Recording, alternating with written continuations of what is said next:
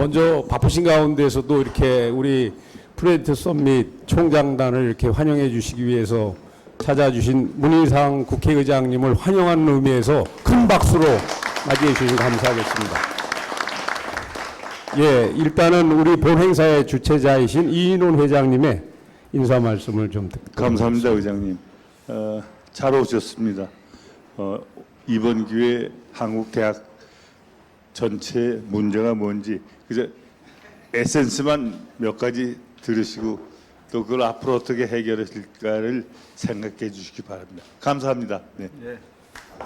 네. 우리 문희상 국회의장님 모시고 간 다음에는 일단 문 의장님의 인사 말씀을 들으시도록 하고요. 그리고 인사 말씀이 끝난 이후에 우리 총장님들이 자유스럽게 이렇게 건의하실 말씀이 있으면 그 건의 말씀을 드려주시면 좋고요. 마지막 순서로 우리 김인철 총장님께서 우리 전체의 중의를 모아서 건의문을 전달하는 그 순서로 진행을 하도록 하겠습니다. 그러면 문희상 국회의장님의 인사 말씀을 듣도록 하겠습니다. 네, 제일 오늘 환영의 박수를 여러 번 받습니다. 제일 빠른 건 연설에서 급할 때는 그냥 읽는 겁니다. 그게 제일 전략되고 할 말은 다 하니까요. 아니 뭐 서서 하시고 나보고는 앉으라고 그러시는데 몸둘 바를 모르죠. 염치에 불구하고 앉겠습니다. 안녕하십니까, 국회의장 문희상입니다. 여름이 성큼성큼 다가오고 있습니다. 오늘 UPS 2019 제6차 컨퍼런스를 진심으로 축하드립니다. 뜻깊은 자리를 마련해 주신 한국대학신문사 이인원 회장님을 비롯한 관계자 여러분의 노고에 감사드립니다. 함께해 주신 한국사립대 총장협의회 김인철 회장님을 비롯한 각 대학 총장님들과 내외기빈 여러분께 반가움의 인사를 전합니다. 특히 윤승용, 김윤규 우리 총장께서 바로 앞에 앉아 계신데 늘 보던 얼굴을 여기서 보게 되니 더 반갑습니다. 오늘 혁신교육 시스템 구축을 주제로 유익한 토론이 있었다고 들었습니다.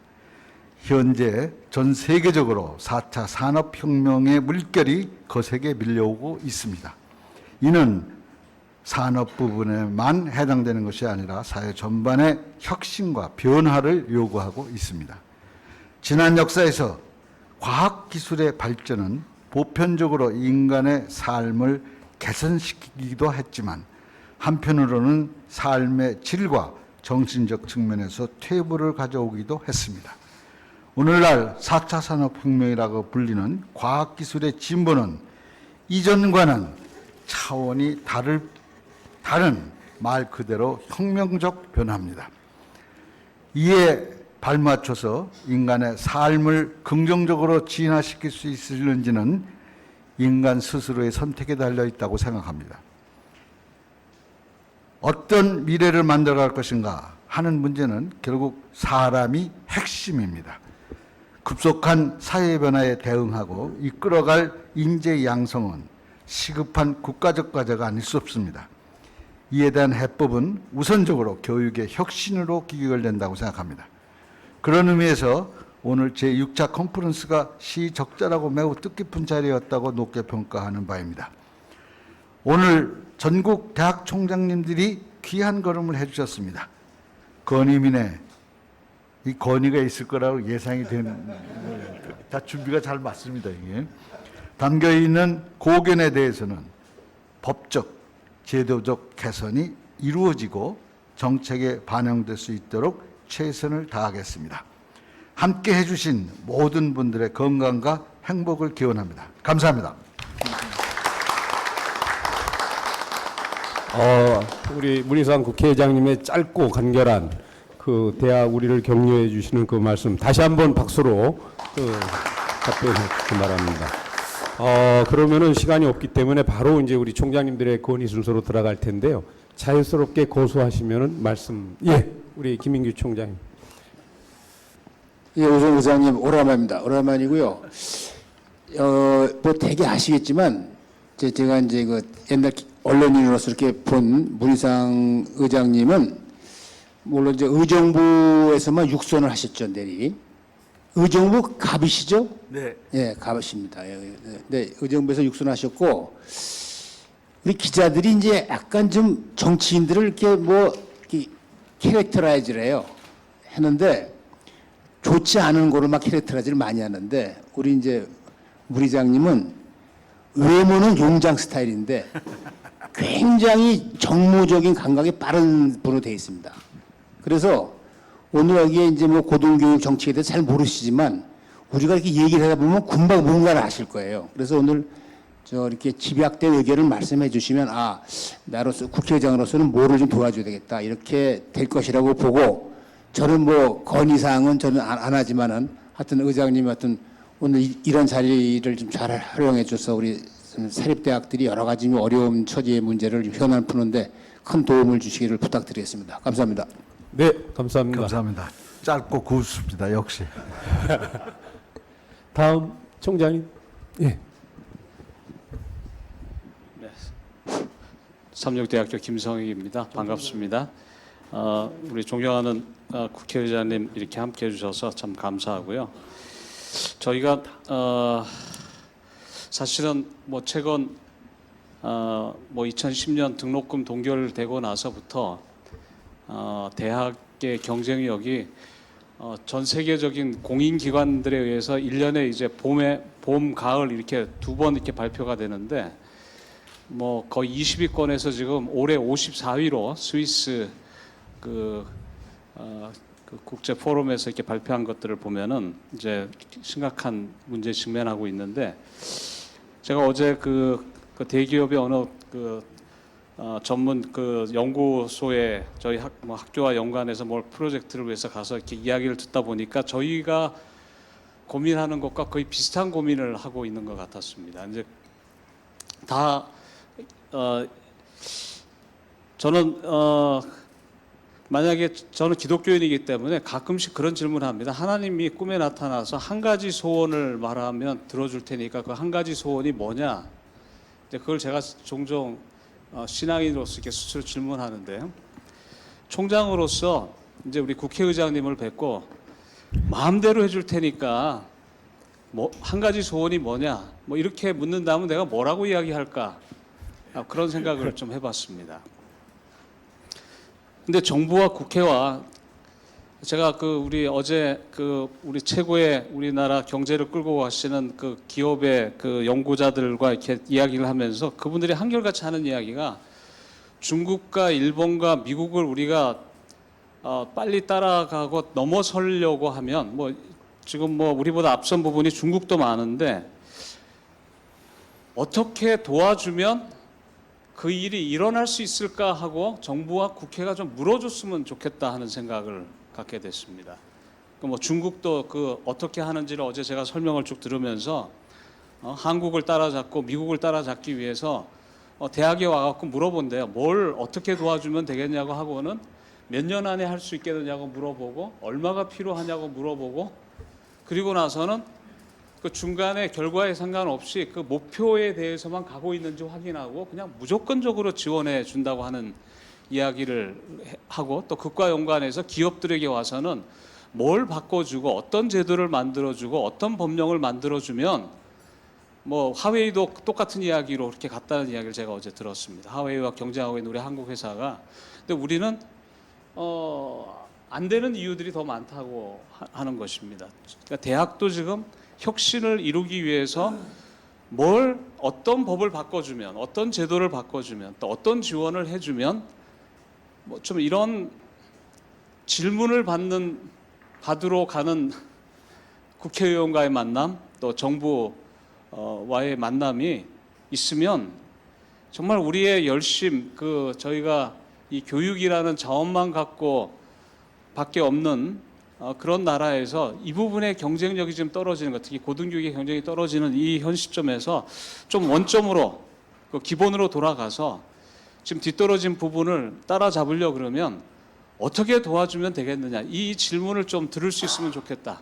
뭐 그런 우리 뭐 구체적인 제안들은 저희가 오늘 해드리겠지만은 저희가 고등교육과 연관된 법령들이요 지금 교문 위에 뭐 제가 작년에도 가장 현안이 36번째라고 들었습니다. 작년에.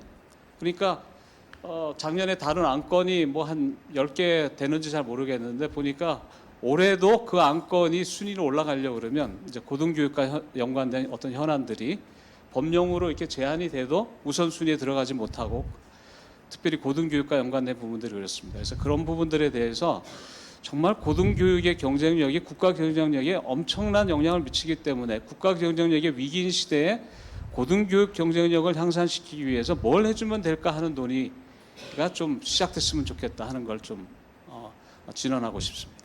네. 몇 번의 총장님들 말씀을 이렇게 듣고 우리 문 의장님의 말씀을 이렇게 듣는 순서로 하겠습니다. 예, 정홍석 총장님. 예. 의장님 귀한 그럼 너무 감사합니다. 예. 또 이런 기회에 말씀드리는 것도 영광이고요. 조금 전에 우리 김성익 총장님도 말씀하셨습니다만 지금 이제 대학 자체가 갖고 있는 교육력 또는 교육 경쟁력보다 재정 때문에 거의 빈사 상태입니다. 이 4차 산업 시대에는 이 변화의 시대입니다. 어떻게 빠른 변화를 대학이 빨리 따라잡을 것인가 크게 고민인데 이 변화를 하려고 하면 가장 중요한 것이 이제 여러 가지 규제가 없어야 됩니다. 두 번째 재정이 충분해야 됩니다. 이런 것들이 거의 갖춰지지 않은 상황에서 이 상태로 계속 가면은 이게 국가적 위기가 올 수 있다 이런 생각을 갖습니다. 무슨 반값 등록금 문제만 하더라도 이게 뭐 초기에는 일종의 그 복지적 차원에서 거론됐는데 이게 거의 10년 동안 진행되면서 어떤 정치권에서도 이 문제를 풀어야 된다 말하지 않습니다. 왜냐하면 정치는 내일 모레 표가 몇 표 나올 것인가 그게 더 관심이 있기 때문에.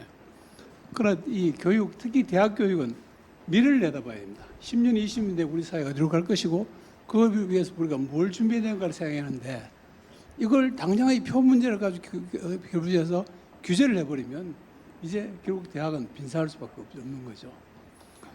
이제는 좀 이 문제에 대해서 좀 정치권도 좀 자유롭게 발언을 좀 해주면 좋겠다. 아무도 대학 반값 등록금 이야기, 대학 등록금 규제 풀어주라는 이야기 아무나 하시잖아요. 이건 아주 대표적인 프로블렘이라고 봅니다. 또 많은 여론들이 또 특히 우리 사립대학에 대해서는 뭐 옛날에 많이 해본 것도 아니가 도둑도 많이 가 저기 지원해주면 그만 또 떼물 거다 이런 생각들을 많이 갖고 있습니다. 물론 사립대학이 원제이기도 합니다. 과거에.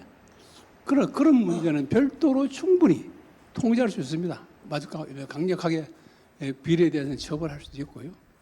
이걸 가지고 사립대학에 대한 지원조차도 안 준다. 이런 매우 인색한 거, 이건 좀 심하다. 저희들이 사립대학 살림을 살아보면요, 오히려 거꾸로 국립대학이 낭비 요소가 더 많습니다. 대부분의 사립대학은 그야말로 몇 푼 안 되는 돈도 어떻게 하면 알뜰히 살 것인가를 훨씬 더 고민을 하고 있고요. 이제는 뭐 거의 이 대학에 뭐 돈 좀 떼먹겠다 싶은 그런 학교는 거의 없을 거예요.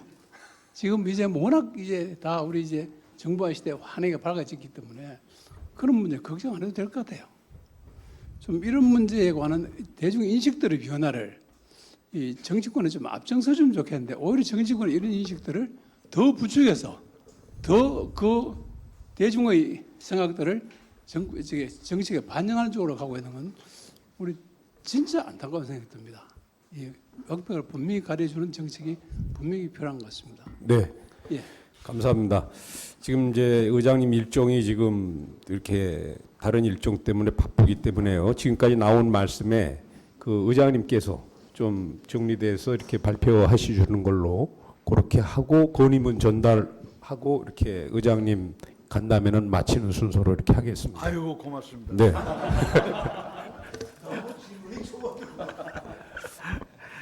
철학적 질문만 하시고 뭐 구체적인 얘기를 안 하시니까 그냥 허기 좋은 말만 하면 저도 됩니다. 근데 뭐 여러분의 그 뭐라 그럴까 어려움, 아픔, 서러움 뭐 나도 뭐 너무 많이 듣고 잘 알고 있습니다. 그리고 실제로 여기서 중요한 분들은 한번 면담도 했고요. 구체적인 얘기를 나누는 초창기 때 내가 의장 되자마자 바로 그냥 압력 가하러 오셨었어요.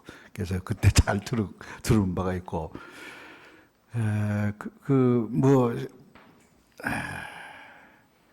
글쎄 갈 길은 멀고 이제 할 일은 많고 지금 제 입장은 그런 겁니다. 그래서 우선 국회가 열려야 무슨 얘기를 떳떳하게 무슨 이렇게 하겠다 저렇게 하겠다 열리지도 않는 국회에서 지금 내가 여기서 하면 막 말짱 헛소리입니다 이게. 네?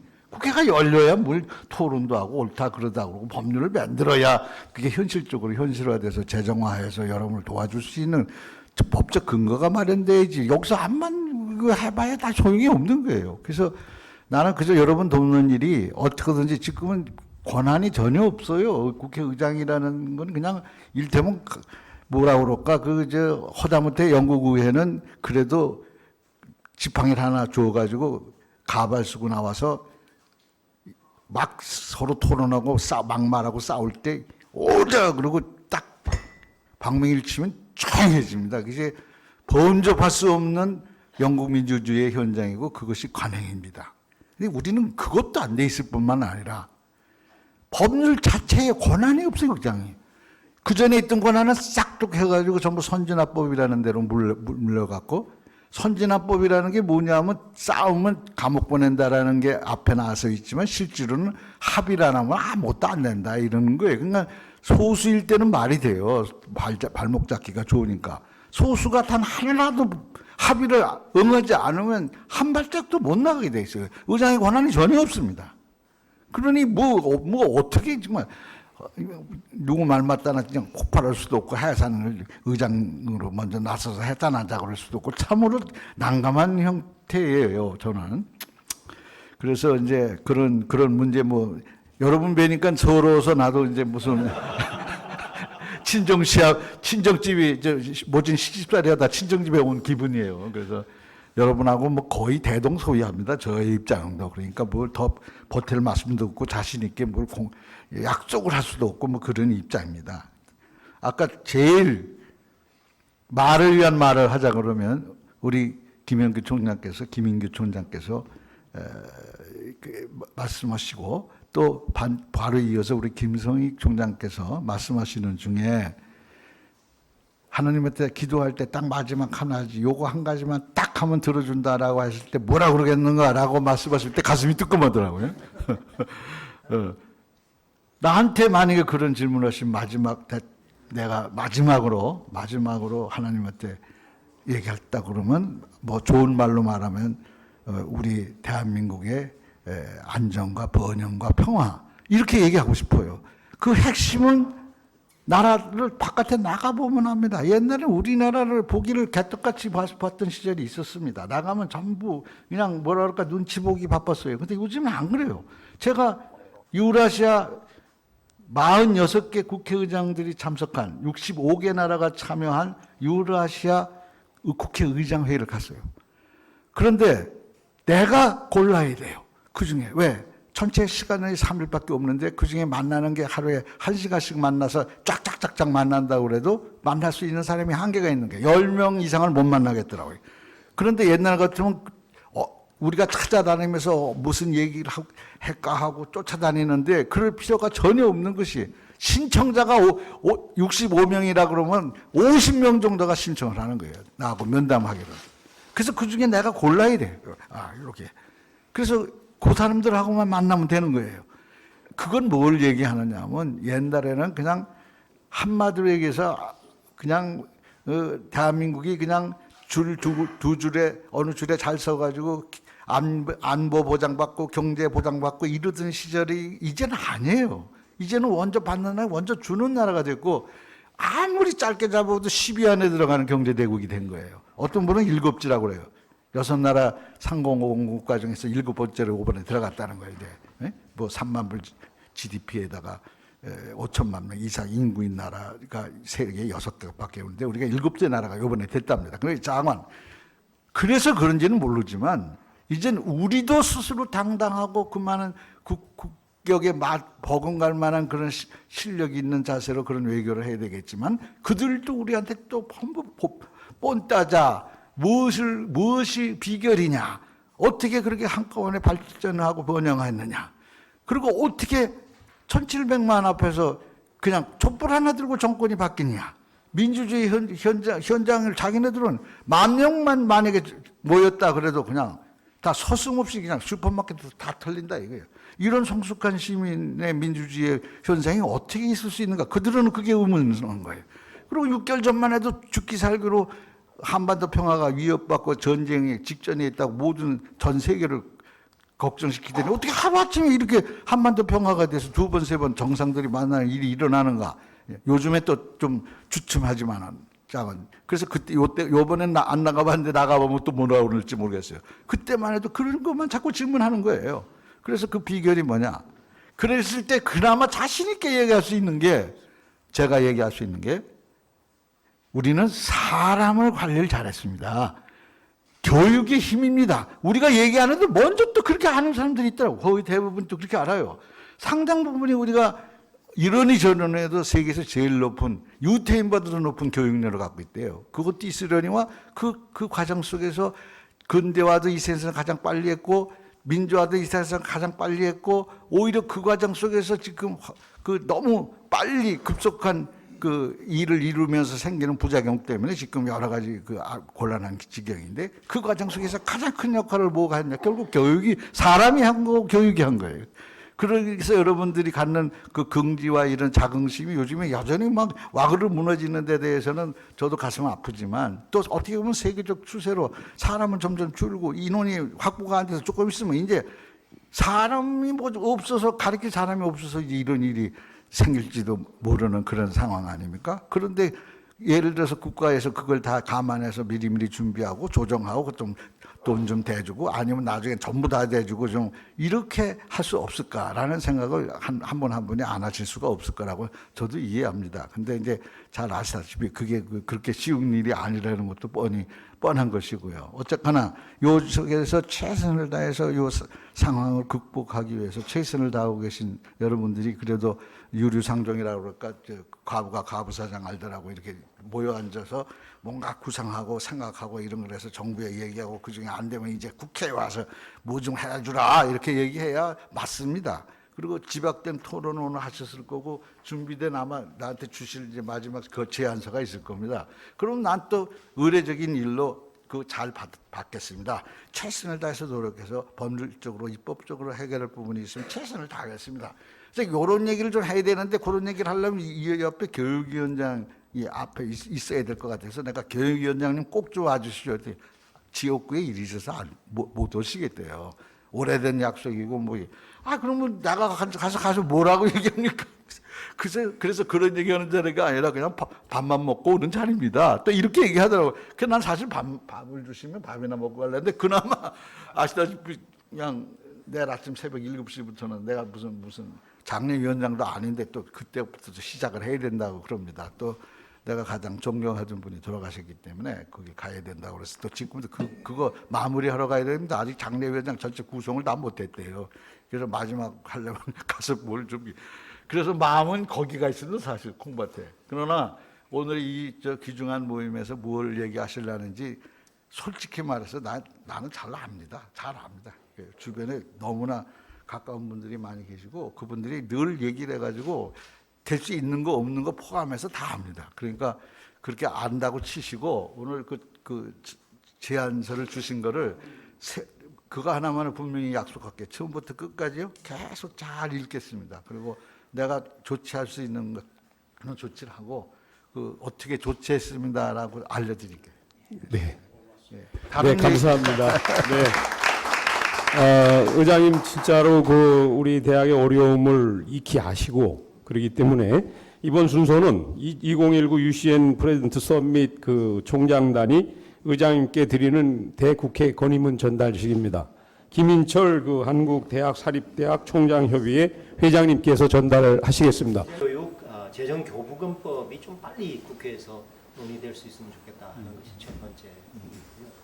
두 번째는 지금 다른 서비스 분야라든지 기술 분야에서는 샌드박스법이 통과 자율성을 위해서요, 탈규제를 위해서. 그래서 이 고등교육 분야에도 샌드박스 법령을 만들어 주실 수 있으면 좋겠다는 것이고요. 세 번째는 모든 대학들이 평가, 감사, 그 다음에 무슨 진단 이런 것 때문에 곤욕을 치릅니다. 실제 저희 본연의 업무인 교육과 강의와 국가 발전을 위한 그런 에너지를 사실은 그 중복된 평가에 쏟는 경우도 있습니다. 그래서 그 저희들이 가급적 일원화된 평가를 통해서 나머지 이 에너지를 대학 본연의 역할을 할 수 있도록 해주십사 하는 내용을 3가지를 담고 있습니다. 의장님께 전달드리겠습니다. 그리고 구체적인 것은 저희가 신문진을 통해서 전해드리고 이건 약식입니다. 가시면서 읽어보시죠. 예.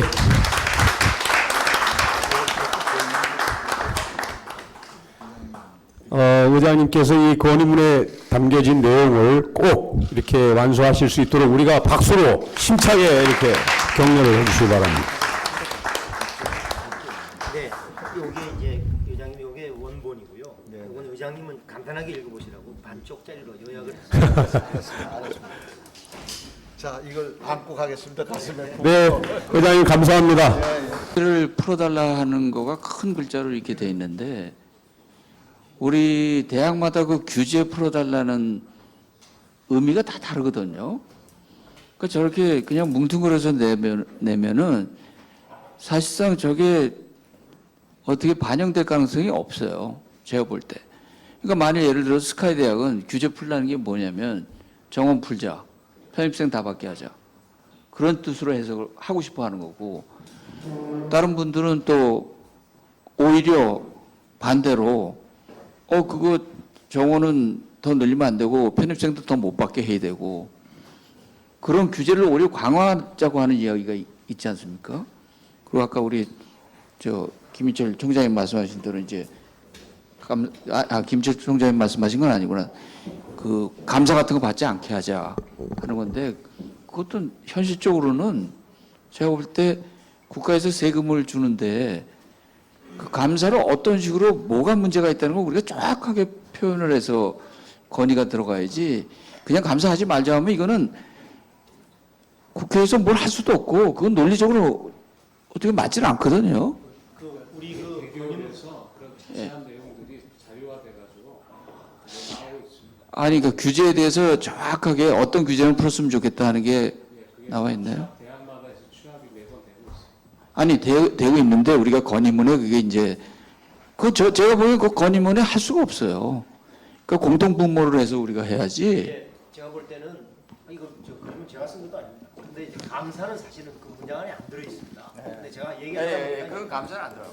그런데 이게 개념적인 그 추상성의 수준이 높은 용어들로 압축적으로 되어 있기 때문에요. 저게 가면 국회의장실에 그 담당하는 보좌관들이 그걸 아마 또 분할을 할 겁니다. 이슈별로. 그럼 그 분할이 돼 가지고 해당되는 부서로 가고 또 전문위원 상임위원회로 가고 해서 이게 이제 업무가 진행이 되지 않을까 그렇게 생각하는데요. 지금 말씀대로 유 총장님 말씀대로 규제의 개념이 얼마나 큽니까?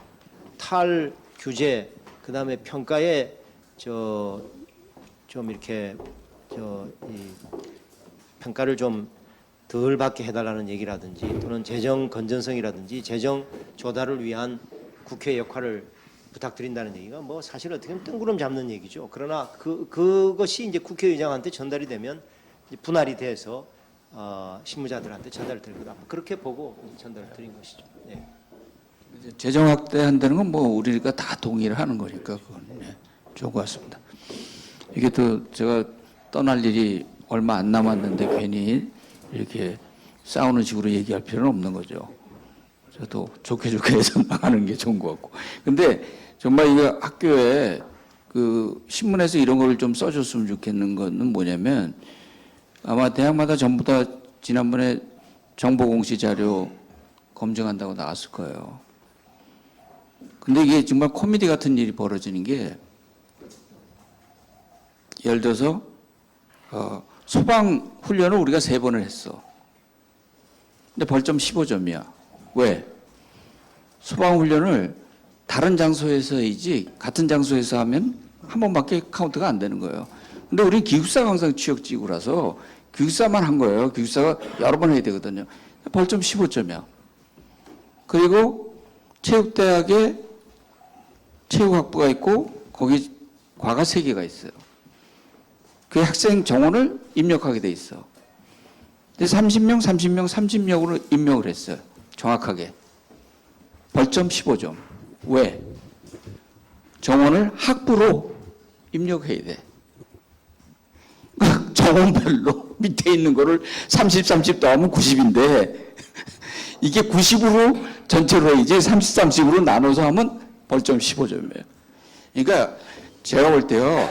저는 굉장히 좀 하나도 뭔가 이렇게 인풋 대비해서 아웃풋 나오는 걸 좋아해갖고 이런 거를 정확하게 해서 그런 건 못하게 해야지 이게 무슨 뭐 코미디도 아니고 말이죠. 이게 뭡니까? 대학교에서 우리 그 세금 써가면서 그 몇 시간 뭐 하루 종일 했나 뭐 이틀을 했나 해갖고 결국 발견해내는 게 그런 것들이에요.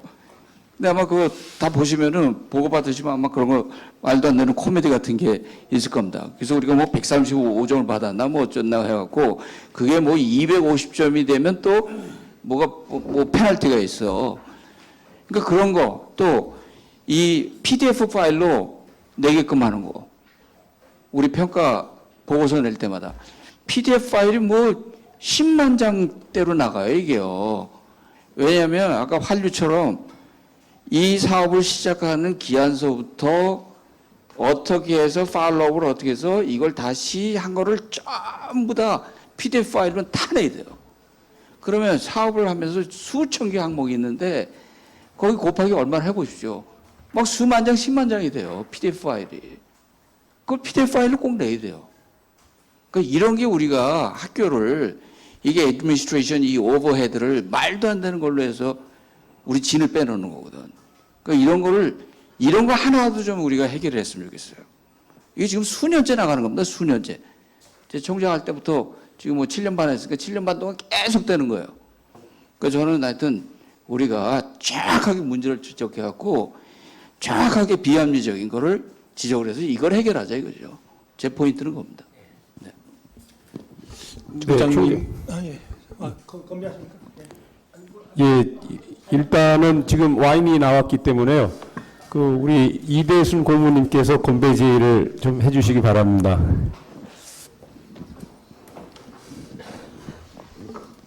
원래 이 건배제의는 제일 나이가 많은 사람이 해야 되는데 좌우로 살펴보니까 아마 내가 제일 고령인 것 같습니다.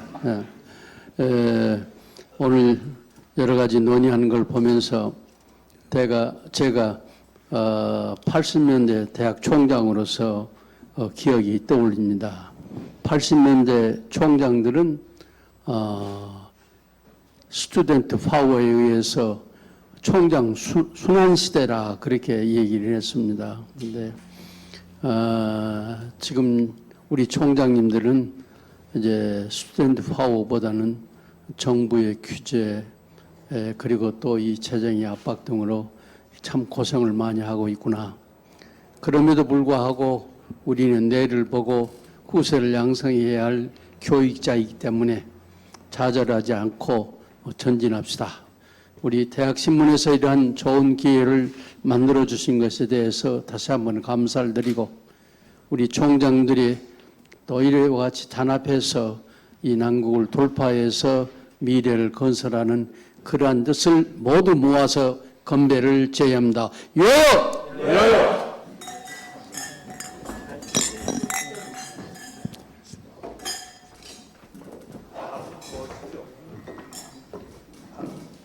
네. 조 총장님 총장님 가지 마시고 아까 못하신 말씀 좀 다 하시고 가셔야 됩니다. 우리 조동성 총장님 건배 제의를 부탁드립니다. 아니 아까도 또 말씀하셨던 예, 건배보다는 사실은 저 아까 제안을 하나 드리고 싶었던 게 있었는데요.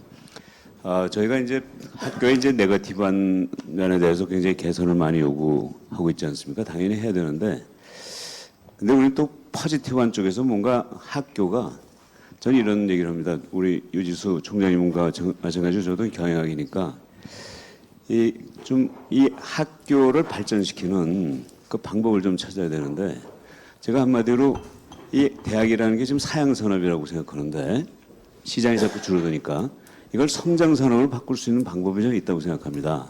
그건 뭐냐면 20대 학생들만을 우리 소비자로 보지 말고 평생 학습으로 생각해서 40대, 50대, 60대, 70대 우리 시민들도 국민들도 학생으로 바꾸면 저는 이 모든 대학이 지금 하루아침에 정말 그 엄청난 그 학생들을 그러니까 기성세대 학생들을 받아들이는 그런 아주 좋은 그 산업이 될 거로 저는 생각해요. 근데 아시다시피 OECD의 피학이라는 조직에서 낸 결과를 보면 25세까지는 대한민국의 OECD 국가 중에서 최상위로 교육 수준이 높은데 34세부터는 최하입니다. 근데 34세 이하가 공부를 안 해서가 아니고요. 우리는 그 25세까지 학생들이 너무나 대학을 지금까지는 갔기 때문에 34세 이후의 학생들이 대학에 갈 수 있는 방법이 없었습니다. 34세 이후가 수능 시험을 보고 뭐 정시 수시 들어갈 수가 없거든요. 그러나 아시지만 우리나라 34세 이후에 사람들이 공부해야 되는 열망이 굉장히 높습니다. 저는 그래서 34세, 35세 이후부터는 소위 그 정원 외로 학생들을 받아들여 가지고 모든 대학이 35세 이후에 우리 기성세대에게 학부 교육 석사 박사 학위를 하는 그런 성인 교육의 센터로 대학을 바꾸면 저는 지금 우리가 여기서 고민하고 있는 그 문제도 물론 해결해야 되지만 대학을 정말 발전지향적으로 바꿀 수 있는 그런 기회가 많이 생기지 않을까 해서 딱 저는 의원 입법을 딱 한 가지만 좀 바꿔주셨으면 제안을 하고 싶었는데 그건 뭐냐면 35세 이상의 대한민국 국민은 모든 대학에서 정원 외로 받아들인다. 이거 하나만 좀 해주셨으면 좋겠다는 제안을 좀 드립니다. 근데 그건 대학신문에서 해주셨으면 하는 생각이 들고요. 예.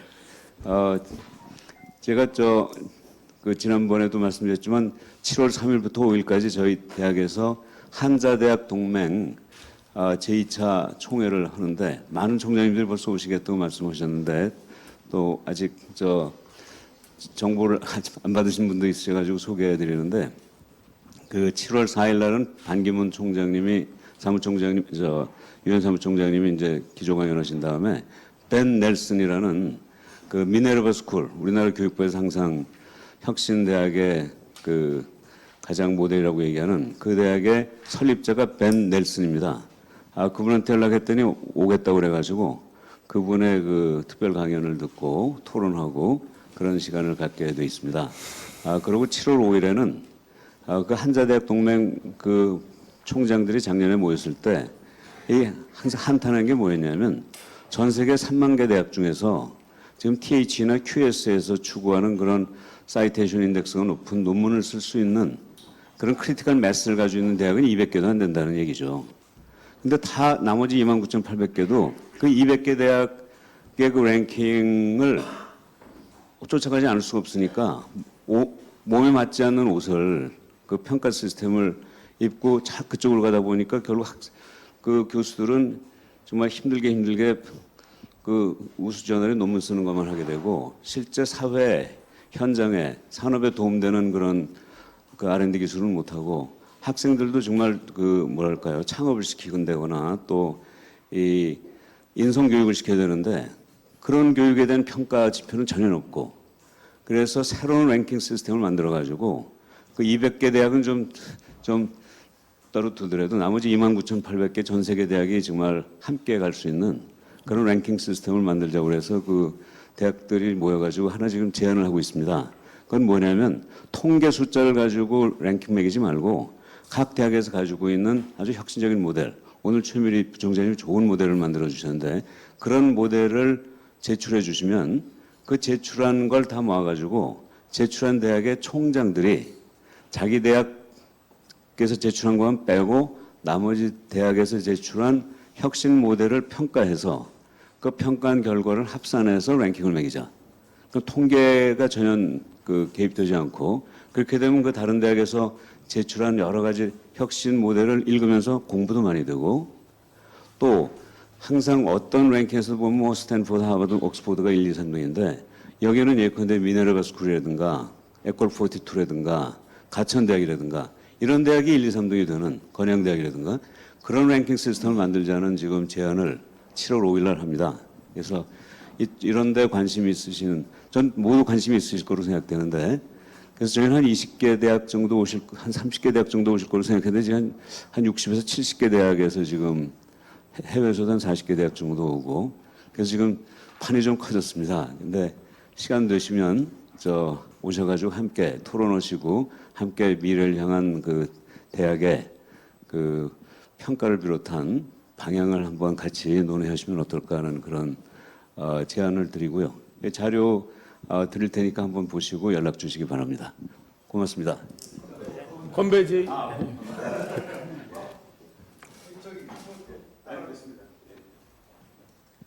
그럼 그 대학이 그 우리 사회 중심이 돼야 대한민국의 미래가 있습니다. 그래서 저는 제가 이렇게 얘기하겠습니다. 대학이 사회 중심이 되는 사회를 그럴 테니까 위하여 해주십시오. 대학이 사회 중심이 되는 사회를 위하여. 예, 고맙습니다. 예.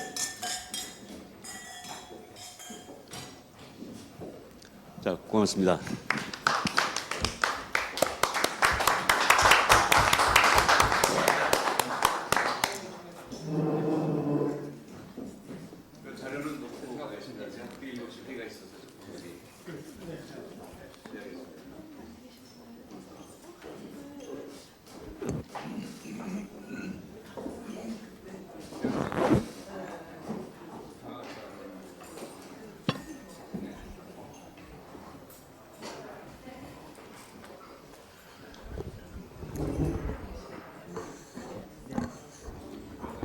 유 총장님 계속 이어가시죠.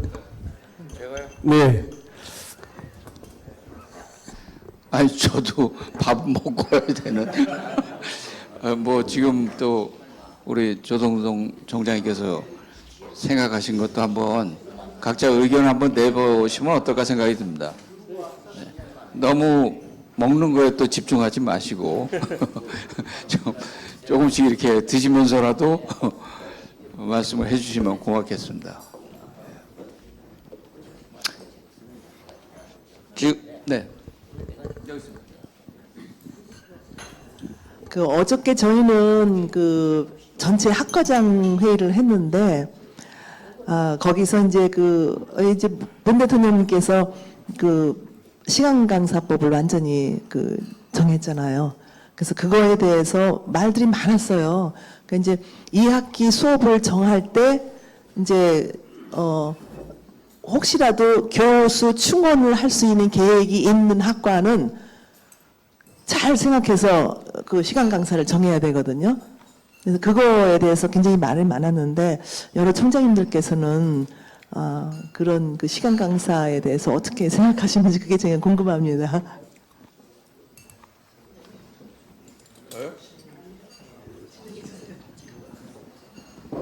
네, 뭐 우리 강사법은 사실 여기서 또 말 조심해야지 강사법에 의해서 뭐 어떻게 한다고 하면 또 논란 속에 휩싸일 수가 있어서 좀 말씀하시지 이게 아마 조심스러울 것 같다는 생각이 좀 드네요.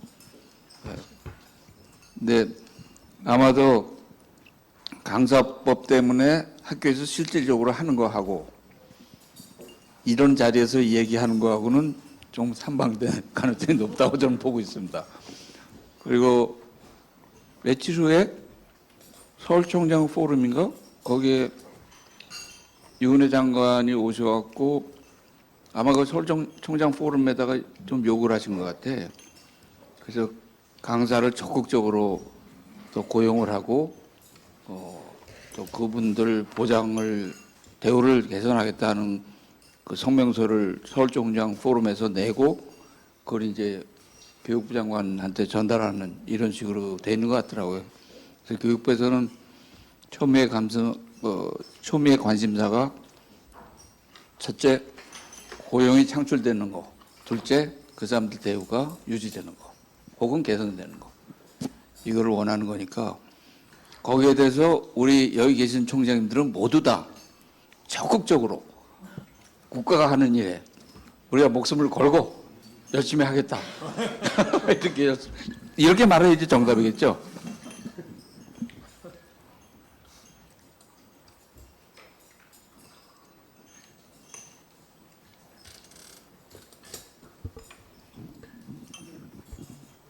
그리고 지금 정확한 건지는 모르겠는데 교육부에서 QS 랭킹 100위에 드는 대학교를 좀 집중적으로 지원을 하겠다. 그런 이야기와 소문이 있던데 그게 공식적으로 발표된 건 아닌 것 같죠? 예. 그래서 그렇다고 하면은 지금 근데 그게 교육부가 그런 방향으로 좀 나가려고 하는 것 같더라고요. 연구 중심 대학을 해서 육성을 한다는 큰 틀이 있는 것 같아요. 그러니까 그거는 사실 연구 역량이 조금 떨어지고 교육 역량이 강한 곳은 상대적으로 불리해질 수밖에 없겠죠. 왜냐하면 커다란 예산이란 파일을 놓고 분배하는 거기 때문에 그것도 우리 저 김인철 총장님께서 어떻게 좀 잘 좀 알아봐 주셔갖고 네. 좀 한 말씀 좀 해주시죠. 그 어떻게 좀 대처를 해 할 수 있을지. 그러니까 교육부에서 이제 좀 네, 연구 중심 쪽으로 이제 예산을 주겠다 그런 것 같아요.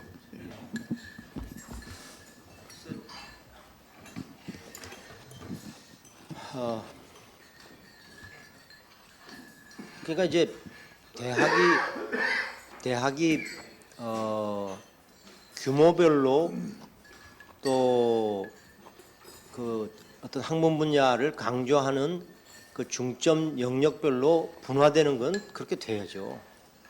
그리고 대학 간의 국제 경쟁력을 이루기 위해서 필요로 하는 그 선도 대학들을 집중적으로 지원하는 것도 필요하죠. 그건 뭐 필요할 거라고 생각합니다. 그런데 거기에 못지않게 지역 사회의 균형 발전을 이룬다든지 지역의 인재를 양육하는 그런 정부의 국비 지원도 저는 그거 못지않게 중요하다고 그렇게 생각을 합니다. 그리고 잘 아시는 대로 특화대한 대학들 있지 않습니까? 종교, 군사, 의료, 외국어, 또 문화예술 뭐 이런 영역이 이렇게 나눠져 가지고 거기에 집중적으로 이 학과를 선도하는 대학들이 있는데 그런 대학들이 도태가 되면요 결국 국가 사회에 필요로 하는 중요한 그 기능을 수행할 인재는 더 이상 교육되지 않는 거 아니겠습니까? 그러니까 그런 다면적인 차원에서 문제를 보고 정부의 입장이 정해져야 되지 않느냐 하는 생각이 드는데요. 그러니까 유 총장이 말씀하신 그 말씀 저 어디서 들었어요?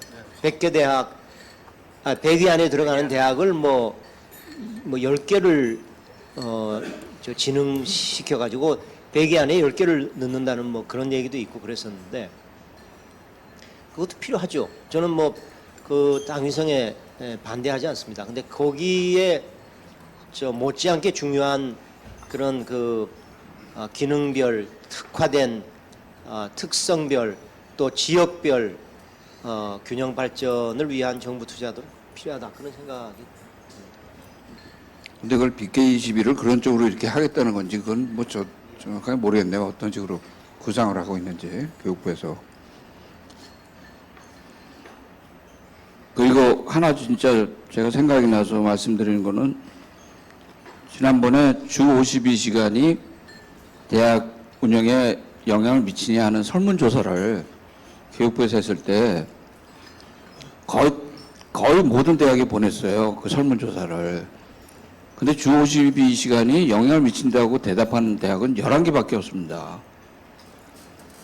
그래서 이 입학처장 협의회에서 그 교육부하고 노동부에서 나와서 얘기할 때 그 항의를 하고 못한다 그렇게 하면 입학처는 정말 문제가 생긴다 할 때 교육부가 무슨 소리냐 당신들 11개 대학밖에 문제가 없다고 해놓고 인제 와서 뭐 이러냐 이런 거가 있었거든요. 그래서 정말 그런 거는 좀 우리 여기 계신 총재님들도 다 신경을 쓰고 부총장, 처장들도 다 신경을 쓰고 거기 무조건 문제 있다고 실제로 문제가 있고요. 근데 그것 때문에 하여튼 대학교가 좀 난처하게 됐었습니다. 그래서 그런 거는 우리가 좀 행정적으로 많이 좀 신경을 써야 되는 게 아닌가 이렇게 좀 자성을 할 필요가 있다고 생각이 드네요.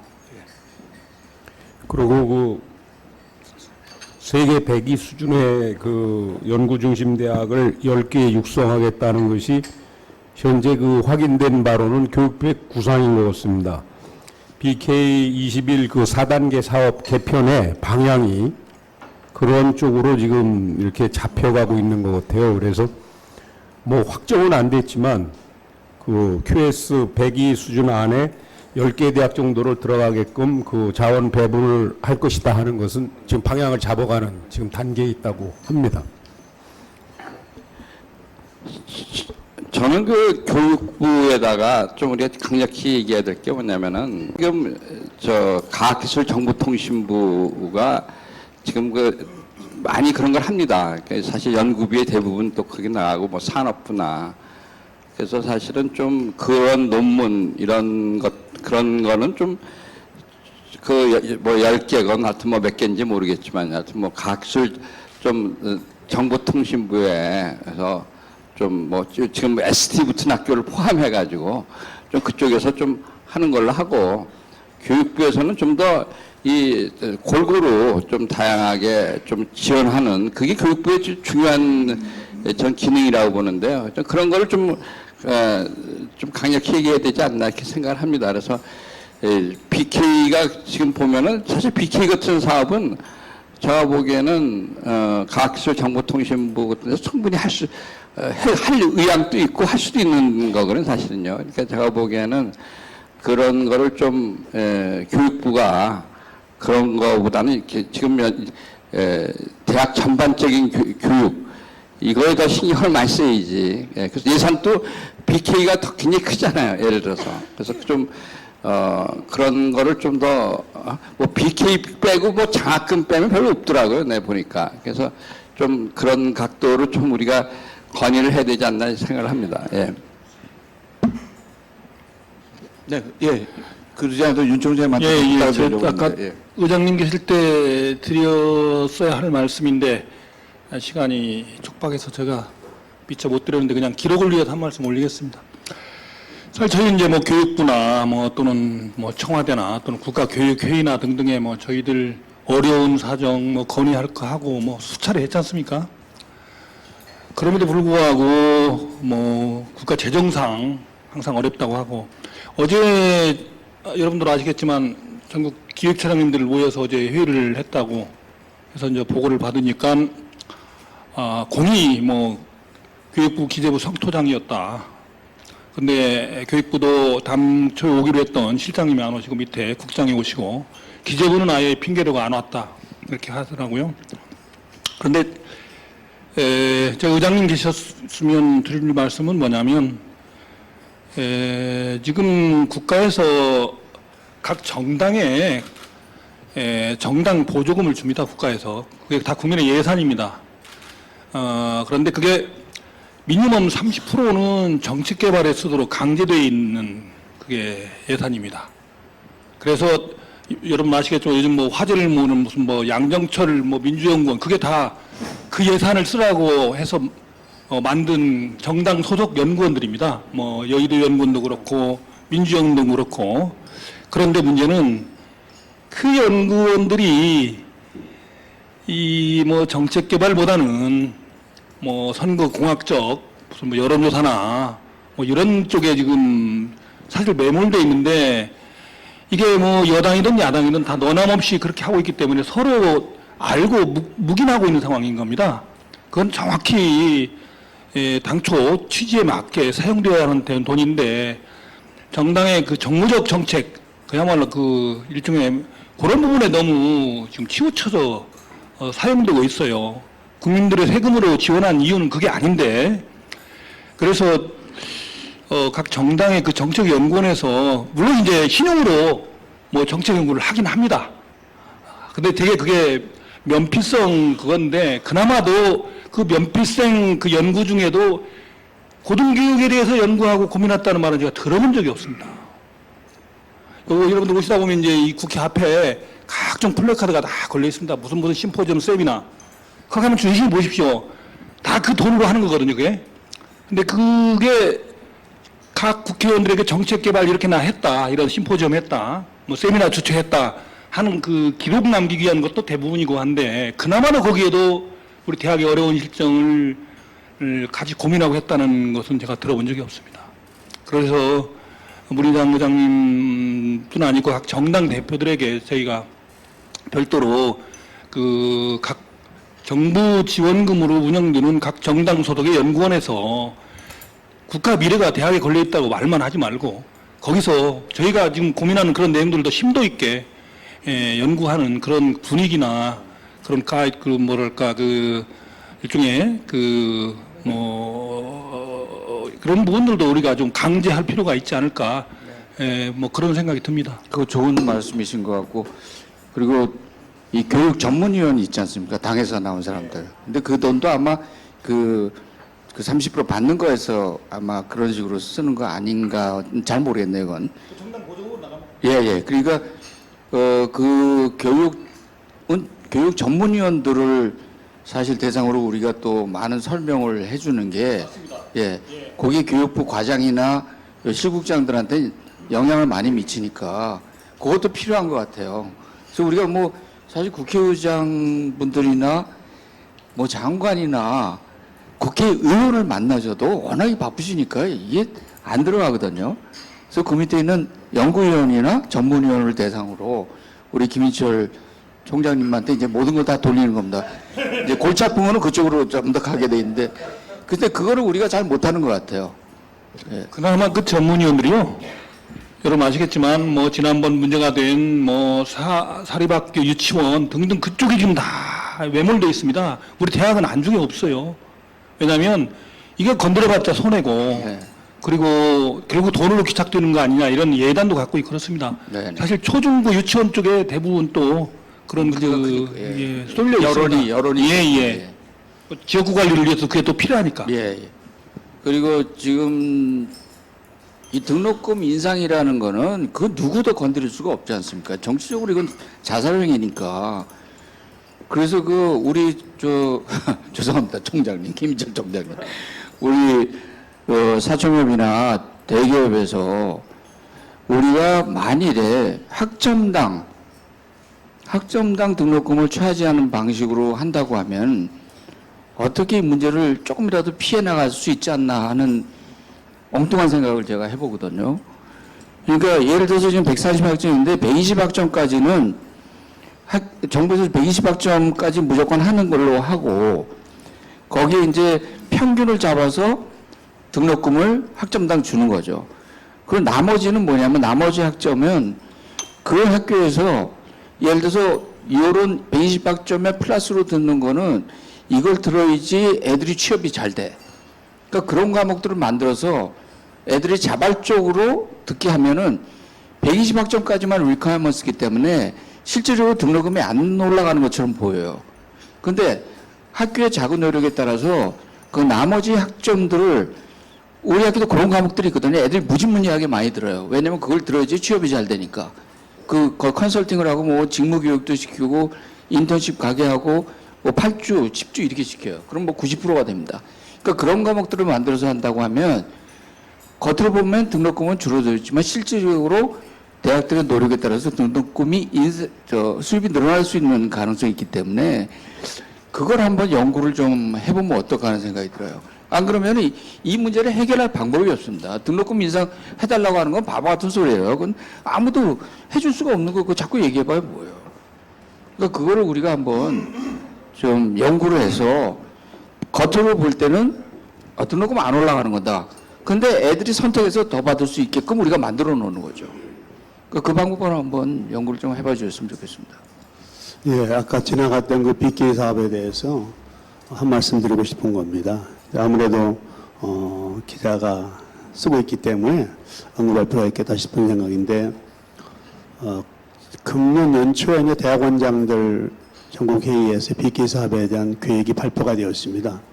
그때 교육부의 발표 구상은 BK 플러스를 이제 내년도에 지금 새로 변형하지 않습니까?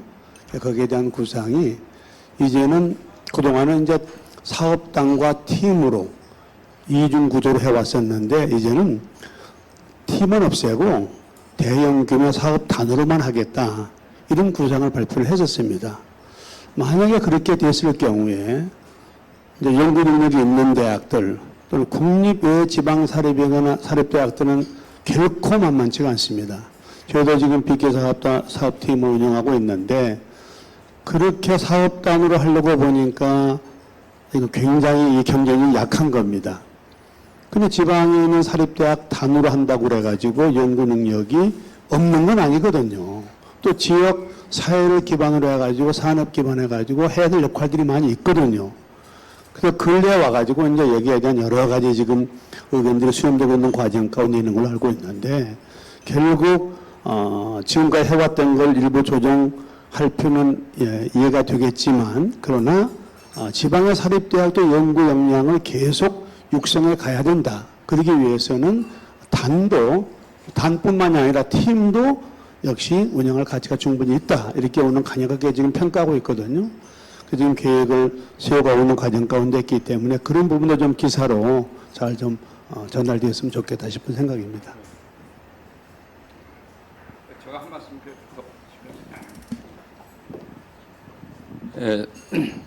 저 보면 굉장히 저도 항 총장님 말에 동의를 하는데 뭐냐면은 너무 이게 집중적으로만 하는 것은 제가 보기에는 그것도 해야 되지만 동시에 저변 확대하는 것을 해야 된다고 봅니다. 지금 말한 대로 사업단 하면은 벌써 이게 제가 이제 BK 옛날에 할 때 이렇게 보면은 벌써 무슨 대학이 되는 게 바로 그 논문으로 하니까 다 알아요. 딱 정해져 있고 그래서 많은 대학이 다 포기합니다. 다 사업단으로 하면은 그래서 좀 팀으로 해서 좀 더 아이디어를 내 가지고 좀 이렇게 잠깐 융통성 있게 많이 참여할 수 있었는데 저는 하여튼 이 저변 확대하는 게 중요하다고 봐요. 일본에서 보면은 노벨상이 물론 다른 대학교에서도 꽤 나옵니다.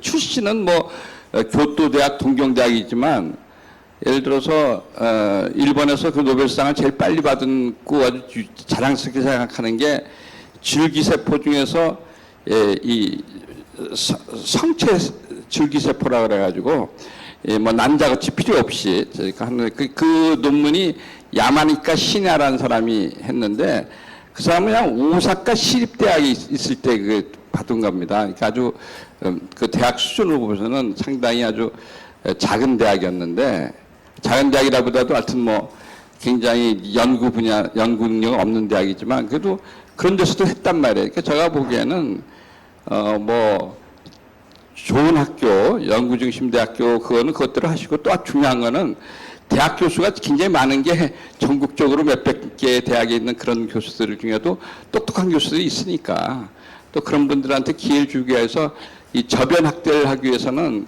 뭐 팀으로 하든 저변 확대를 위한 대책도 세워야 된다. 이렇게 좀 우리가 건의할 필요가 있다 생각합니다. 네, 하여튼 뭐 우리 협의회 뭐 하면서 협의회 총장 모임 할 때 제가 항상 얘기하는 건 우리가 공통적으로 누구나 어그리하는 걸 해야지 사실 지금 항상 우리가 싸우잖아요. 국립, 사립, 대용, 소용 그리고 지방 지방이란 말씀 또 큰일 나지. 지역대학이라고 또 그래야 돼. 굉장히 예민한 또 그러더라고. 그래서 하여튼 가능하면은 맞는 얘기예요. 나도 동의는 하지만 일단은 또 동의하지 않는 분이 또 있다고 어딘가. 그래서 이거 우리가 뭔가 이게 건의라고 할 때는 누구나 다 동의하는 걸로 좀 해서 거기에 우리가 다 동의된 것 같아요. 그래서 또 거기도 또 지역에서 오셨으니까. 근데 우리 평택대학교 같은 데는 진짜 너무 고생을 많이 하신 게 수도권이에요. 평택대학교가. 그러니까 모든 사업이 이 수도권하고 싸움을 해야 되고 우리 학교도 정말 의대가 없는 대학이 이 수도권에 그 강자들하고 싸려면 죽겠어요, 진짜. 힘들어서. 근데 하여튼 그런 이슈를 갖고 우리가 자꾸 저거 하면은 좀 뭐 하여튼 나는 분열은 하지 말고 일단 다 동의하는 걸로 좀 추구를 하자 하는 말씀을 좀 드리겠습니다. 예. 동의를 해요. 저 동의. 저희가 이제 사실은 우리 지금 유지수 총장님 말씀하신 것처럼 그 대학의 상황에 따라서 서로 다른 의견들이 분명히 존재하는 건 사실인데요. 그러나 이제 조금 거대 담론으로, 그러니까 뭐 그게 국립대 입장과 사립대 입장 그런 정도로만 나눠서라도 제 생각에는 이제 올해 들어와서 처음 제가 이제 총장 4년째인데요. 처음으로 그 우리 지난번에 우리 간담회 할 때 교육부에서도 이제 등록금은 안 올릴 수 없는 상황까지 와 있다라는 말을 처음으로 제가 들었습니다. 김민철 회장님 그렇죠? 네. 그러니까 이제 사실은 저희가 뭐 그 근본적으로 자세한 것들은 우리가 뭐 이렇게 소통할 수 없지만은 어쨌든 고등교육에 투입되는 1인당 비용이 낮은데 국가가 이제 투입하지 않은 걸 개인에게 전가하는 부분에 대해서 우리 일일이 설명을 못할지라도 일단은 이게 너무 오래 이렇게 돼 있다고 하는 부분에 대해서는 저는 근본적으로는 이 부분에 대한 자율성에 대한 대화는 뭐 되든 안 되든 무모하더라도 계속 끌고 가야 될 모든 대학의 공통적인 관심사가 돼야 된다고 생각이 들고요. 그리고 이제 규제나 이런 우리 지금 뭐 평가나 이런 것과 연관해서도 그냥 우리끼리 국내에서 큰 대학, 작은 대학, 서울에 있는 대학, 지역에 있는 대학 이렇게 대립하는 구조가 아니고 다 전체적으로 다른 나라와 뭐 어제도 제가 그 어느 대기업 만났는데 그분들이 뭐랬냐면 한 번이라도 와갖고 우리한테 뭘 도와주면은 뭐 지금 중국 뭐 지금 하웨이 앞서간 거 다시 뒤집을 수 있겠냐 이렇게 좀 물어보고 뭐 제도를 뭘 바꿔주면 좋겠냐 이렇게 물어봤으면 좋겠는데 안 되는 그 이유들만 자꾸 이야기를 한다고 하는 그런 이야기를 하거든요. 그래서 저희가 사실 끊임없이 저희들에게 어떠한 자율권을 주면은 저희들이 정말 그 뭐 중국을 뛰어넘고 일본을 뛰어넘고 미국을 뛰어넘어서 선도하는 그런 경쟁력을 가질 수 있다고 하는 그런 어떤 주장들과 확신들을 계속 지속적으로 또 하는 부분들은 상당히 좀 유용할 것 같고요. 특별히 저희가 그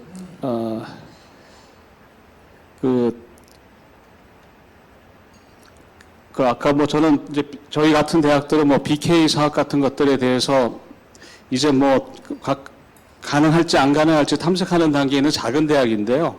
아까 말씀하신 것처럼 우리 장 총장님도 말씀하셨는데 교육부에서 최소한 사용되는 재정은 어제 반도체 아주 우리나라 최고의 연구소 팀들과 잠깐 만났는데 이분들이 뭐랬냐면 그냥 필요한 사람을 못 구할까 봐 걱정을 하고 계시더라고요. 그러니까 아주 탁월한 아주 뭐 세계적인 발명을 할 수 있는 그런 거는 걱정을 안 하고 그 연구의 어떤 영역이나 생산이나 이런 거 이렇게 확대돼 갈 때 그러니까 그 기본적으로 끌고 가는 분들이 국제화가 덜 돼 놓으니까 뭐 인도 사람들 데려와도 이 문화 뭐 이런 문제 때문에 효율이 안 난다는 게 매번 증명이 돼 가지고 우리 지금 인구가 줄어가는 이 상황 속에서 아주 저변이 아주 전문적이 아니더라도 주어진 일들 어떤 그 역할들을 이렇게 감당할 수 있는 최소한의 기반을 갖춘 인재가 좀 충분하게 공급될 수 있다는 전망이 나왔으면 좋겠다고 하는 이야기를 제가 들었거든요. 그러니까 저희가 이제 그런 면에서 교육부가 하는 정책은 좀 보편적인 그 인재, 그러니까 학생들이 사실은 아까 말씀 국가 자금을 많이 받은 대학에 합격한 아이와 그렇지 않은 아이가 경쟁력의 차이가 나도록 내버려 두는 게 보편적인 교육받을 권리에 위배되는 게 아닌가 하는 그런 식의 논리에 있는 기반들. 그래서 이제 아주 국가를 끌고 갈 수 있는 어떤 핵심 사업을 위한 그런 부분들은 이제 과학과 기술 쪽에 또 벤처 쪽에서 이끌어 가셔도 될 것 같고 교육이라고 하는 부분에서는 정말 보편적인 그러니까 4차 산업혁명과 연관해서 이번에 주제가 그건데요. 어느 대학도 일단 대학에 들어오는 학생들은 국가 경쟁력에 필요한 미래 자원으로 보고 최소한 그들이 선체험할 수 있고 그들이 꿈꾸는 것들을 최소한 시도해 볼 수 있는 기반을 국가는 제공해야 된다고 하는 어떤 책임감을 부여하는 것. 그게 좀 필요하지 않을까 싶습니다.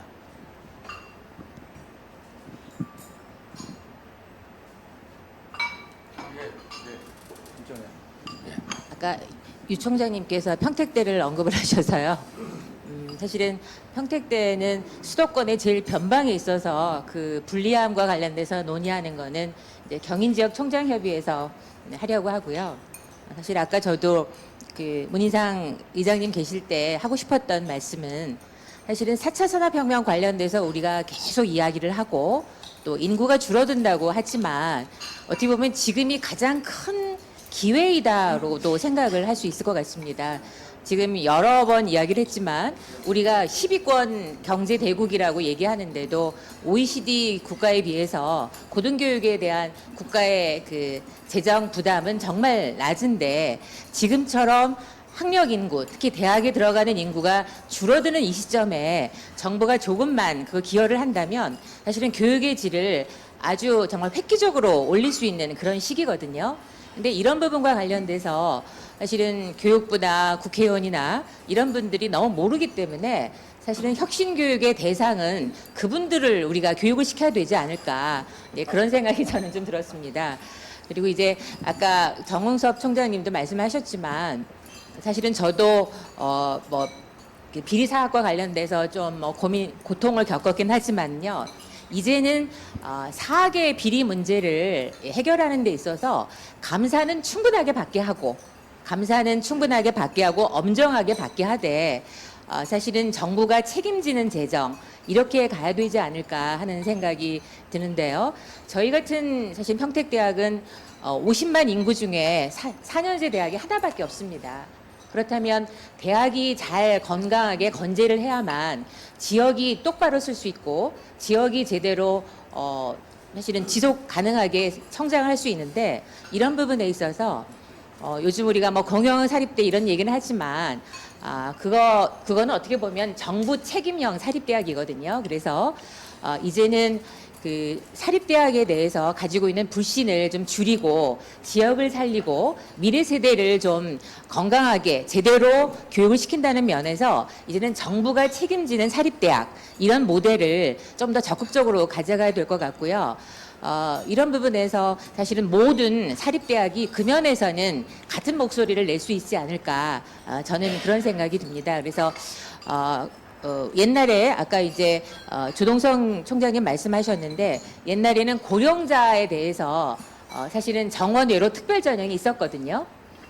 지금 어떻게 보면 4차 산업혁명과 관련해서 사실은 그 새로운 문외 인구들이 점점 늘어날 수 있는 이 시점에 이런 그 시민교육을 우리가 제대로 시키는 거야말로 4차 산업혁명에 우리가 대한민국이 다시금 좀 경쟁에서 뒤지지 않을 수 있는 가장 호기가 아닐까 이런 부분에서 우리가 뭐 교육부나 또는 국회를 이제 앞으로 대학신문에서 혁신교육의 대상으로 좀 생각을 해서 교육을 시켰으면 좋겠다는 그런 생각이 저는 들었습니다. 네. 근데 그 성인 교육은 지금 그 지난번에 굉장히 문제가 됐던 그 평상대학 거기에서 이제 그런 식으로 허용을 했었고 또 그 나이에 상관없이 지금 야간 쪽에서는 그 허용이 되고 있거든요.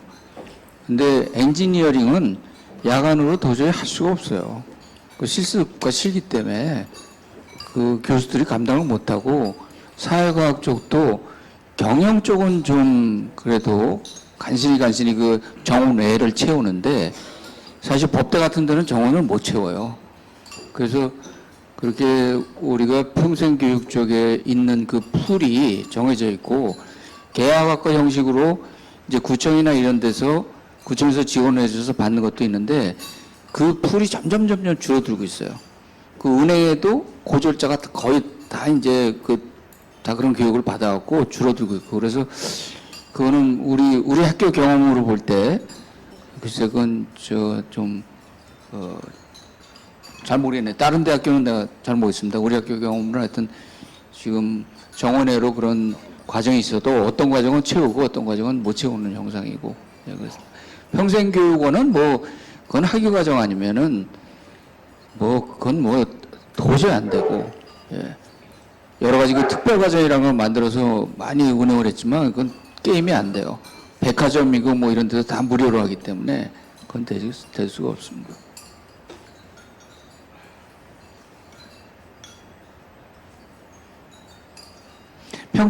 평택대학교가 그 자동차 그쪽 만들었나요? 잘 되나요? 아, 그렇군요. 예, 예.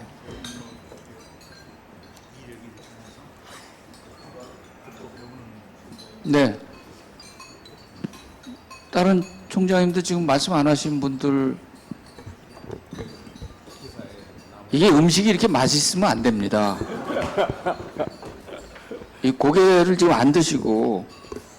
서 총장님. 예. 미분 방정식도.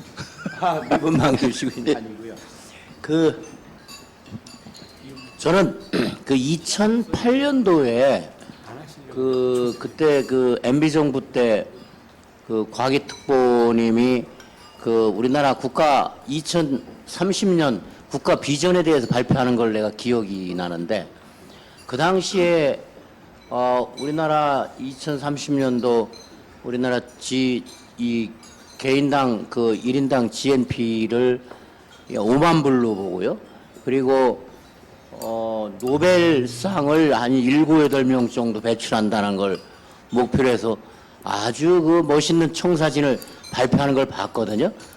그때 우리나라가 그 10위권 안에 충분히 드는 그런 경제 대국으로 성장하려면 최소한도 과학기술 인력이 40만 명을 연 40만 명을 배출해야 된다고 그랬어요.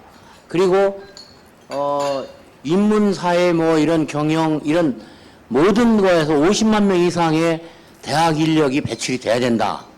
이런 걸 봤어요.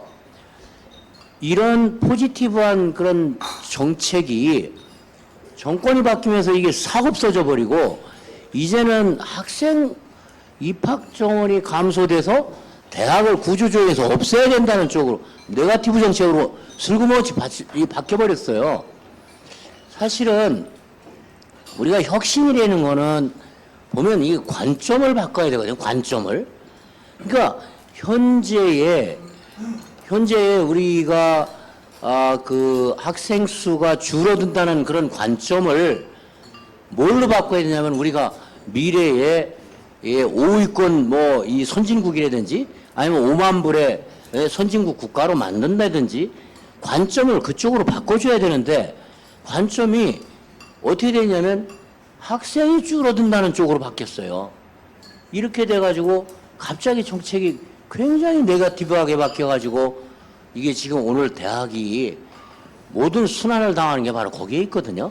그래서 저는 정부가 이런 아까 말씀드린 이런 관점을 좀 바꿔서 우리가 어떻게 하면 1인당 GNP를 5만 불 이 경제 대국으로 만들 것이냐, 또 노벨상을 뭐 8명 뭐 몇 명을 배출할 거냐라는 데 관점을 두면 이게 교육 정책이 크게 바뀌거든요. 이게 지금 대학을 없애고 구조정하고 이런 거보다는 대학을 소수 대학이라도 어떻게 잘 키워서 가느냐, 또 외국의 유학생들을 어떻게 많이 유능한 학생들을 유치해서 우리 대한민국 국민으로 만드느냐, 또 우리가 이민을 받아들여서 우리가 어떻게 하면 우리 대한민국이 경제 대국으로 성장할 수 있겠느냐, 이렇게 좀 바뀌어지길 바랬는데 이게 어느 날 갑자기 이렇게 바뀌어가지고 지금 오늘날 대학이 이게 과연 뭐 하여튼 요새 그 뭐 애플에서도 그 뭐 애플 설립한 어떤 분이 얘기하는 걸 보니까 뭐 이 혁신이라는 게 보면 긍정적인 정책으로 하면은 한계를 없앨 수 있고, 또 부정적인 정책을 하면 한계 없다. 이런 얘기를 하는 걸 들었는데, 이게 혁신이라는 게 이게 결국은 좀 이 포지티브 정책으로 좀 바뀌어서 좀 교육도 좀 활기차게 갔으면 하는 게 바람인데 이런 게 좀 우리 총장님들이 여론화시켜서 좀 교육부의 정책을 좀 크게 좀 줄기를 바꾸는 것도 우리가 해야 될 노력 아닌가 그런 생각도 좀 해봅니다. 예, 그저 우리 이 총장께서 여론화를 말씀하셨으니까 한마디 드리는데 저도 이제 이렇게 직직해 보니까 교육부가 우리 총장들이 뭐 여러 번 얘기해야 별로 귀를 안 기울이는데 다만 언론에서 문제 제기는 상당히 예민하더라고요. 그래서 사실은 여기서 우리 이 대학 고등교육 책임자들이 무슨 달성할 문제가 있으면 사실은 언론을 활용을 해야 됩니다. 사실은. 근데 언론에서 지금 이제 다루는 문제 중에 뭐 역시 뭐 정치, 경제, 뭐 사회 이런 문제를 다루다 보니까 교육까지는 못 가는데 제가 최근에 뭐 방송은 뭐 좀 더 그렇고 그래서 신문에 좀 괜찮은 메이저 신문사에 이쪽 어떤 데는 뭐 사회부도 돼 있고 어떤 데뭐 해야 된다든 좀 편집국장도 뭐 전화를 해서 이런 말을 했어요. 지금 대학교에 지금 뭐 수능 시험 보는 게 한 50만 명, 50만 명 되는데 그럼 50만 명으로 치자. 그러면 50만 명이 그 한 학년에 50만 명이면 4학년까지 있으니까 곱하기 4를 하면 한 200만 명이 되지 않냐. 일단 대학생이 200만 명을 보자. 200만 명이면 거기 가족들이 보통 4만 명 되니까 한 800만 명이 대학교와 관련돼 있다. 그렇다면 우리나라 전체 인구로 볼 때 상당히 비중이 높은 거니까 대학교 관련 기사를 좀 깊이 있게 써야 될 거 아니냐. 이렇게 문제 제기를 해서 지금 한 2개 메이저 신문을 좀 많이 쓰는 편입니다. 제가 이거 사실 몇 달 전부터 좀 계속 그걸 작업을 했어요. 그래서 이게 그러면 거기 나면 교육부는 상당히 즉각적인 반응을 보입니다. 이게 보니까 우리 총장들 백날 얘기하면 한편으로 듣고 한편으로 흘리는 것 같아서 그래서 지금 이제 해서 뭐 문제의 심각성도 얘기라고 그래서 사실은 우리 한국 대학 신문도 열심히 해주시지만 이런 미팅 때 사실은 제가 건의하고 싶은 거는 저도 알았으면 좀 얘기를 하는 건데 지금 메이저 신문 좀 이쪽 담당을 좀 앉혀놓고 그걸 좀 뭐 다는 안 되더라도 한두 명이라도 앉혀놓고 좀 끌고 가야지 이게 좀 소구력이 있지 않냐 저는 그런 생각을 하고 있어요. 그래서 언론은 우리가 좀 우리한테 좀 유리하게 접근했는데 사실 이런 깊은 내용을 잘 모릅니다. 전문 기사가 별로 없어요. 거기 보니까 뭐 내일 신문이 하나가 있고 뭐 쭉 보니까 전문 기자들이 없어가지고 대개들 왔다가 그냥 떠나고 뭐 이래가지고 그래서 이제 전문 기자도 부족한 데다가 또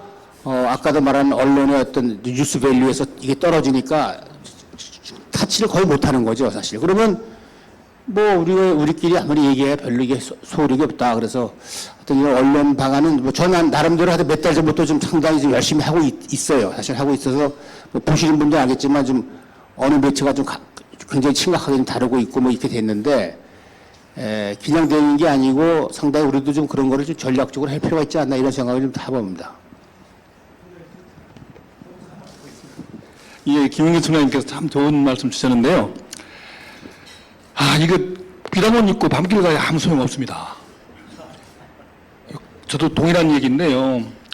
안 그래도 지금 뭐 끝나는 마당이지만 저희 예를 들면 뭐 사립학교 총장 협의회 회장단이라 할 정도라도 교육부 출입기자들이 있거든요. 그리고 교육 사설 쓰는 논설위원들이 있습니다. 그분들을 한번 밥값 2,000원이면 2만 원이 됩니다. 김영란법 때문에.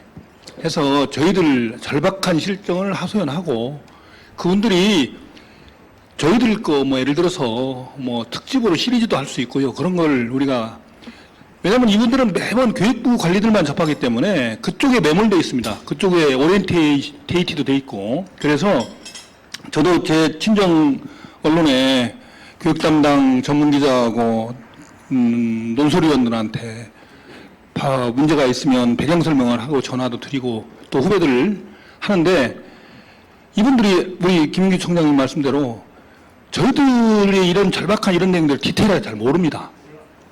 그래서 제가 이런 뭐 예를 들면 오늘 걸음문 같은 거 저는 개인적으로 막 그 메일을 보내줍니다. 좀 읽어봐라 이 무식한 놈들아. 제가 후배들니까 뭐 막말도 하고 그러는데 그 작업이 매우 필요합니다. 그리고 정부 관리들은 어쨌든 저희들이 여기서 이렇게 이불 속에도 활개짓 하는 것보다 언론에 다는 걸 제일 무서워합니다. 왜? 바로 청와대에서 챙기니까 그렇습니다. 지금 우리 김민규 총장님하고 윤승훈 총장님이 언론에 계셨기 때문에 이거 정확하게 아신다고요. 정확하게 파악을 하고 계시고 사실 저도 항상 좀 뭐라 그럴까 답답한 거라 그럴까 이게 우리가 여기 하는 게 아웃풋이 안 나와. 그러니까 이게 뭔가 우리 메커니즘에 문제가 있는 거거든요. 그러니까 저기 언론에 계신 분들 정말 그 말씀을 잘 경청을 하고 우리가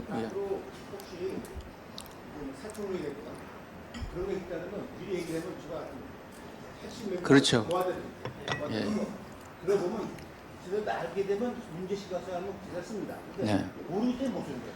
네. 그 얘기해 보면 진짜